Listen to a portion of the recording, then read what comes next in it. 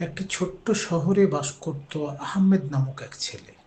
তার পরিবার ছিল সাধারণ, কিন্তু তারা ইসলামের নীতি ও মূল্যবোধে বিশ্বাসী। আহমেদ ছোট থেকেই তার বাবা মায়ের কাছ থেকে ভালো শিক্ষা পেয়ে আসছিল। একদিন স্কুলে আহমেদ তার সহপাঠীদের সঙ্গে খেলছিল। তাদের মধ্যে একটি মজার খেলা চলছিল, কিন্তু হঠাৎ এক সহপাঠী অন্য একজনকে তুমুলভাবে ঠেলা দেয়। আহমেদ দেখেছিল যে সেই সহপাঠী তাকে খুব একটা পছন্দ না করলেও সে যখন ঠেলা দিয়ে দুঃখিত হয়, তখন আহমেদ তাকে হাসি মুখে ক্ষমা করে দেয়। এটা ছিল আহমেদের জীবনের একটি বড় শিক্ষা। সে জানতো ইসলামে সবার প্রতি ভালোবাসা এবং ক্ষমার গুরুত্ব রয়েছে।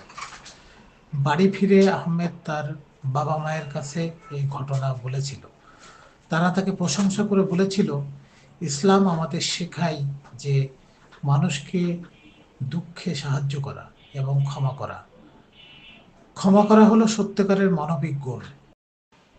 এই শিক্ষা পেয়ে আহমেদ আরো ভালো মানুষ হতে চেষ্টা করেছিল। তার আচরণে ইসলামী মূল্যবোধ প্রতিফলিত হতে থাকে।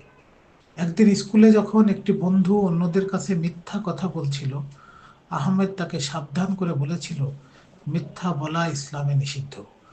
সৎ থাকার মাধ্যমে আমরা প্রকৃত শান্তি লাভ করি।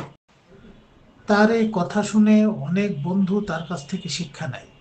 এইভাবে আহমেদ তার ছোট জীবনকে ইসলামের আদর্শ অনুসারে গড়ে তুলতে থাকে এবং সবসময় তার চলাফেরায় নৈতিকতার পরিচয় দেয়। ধন্যবাদ। পাশে থাকবেন।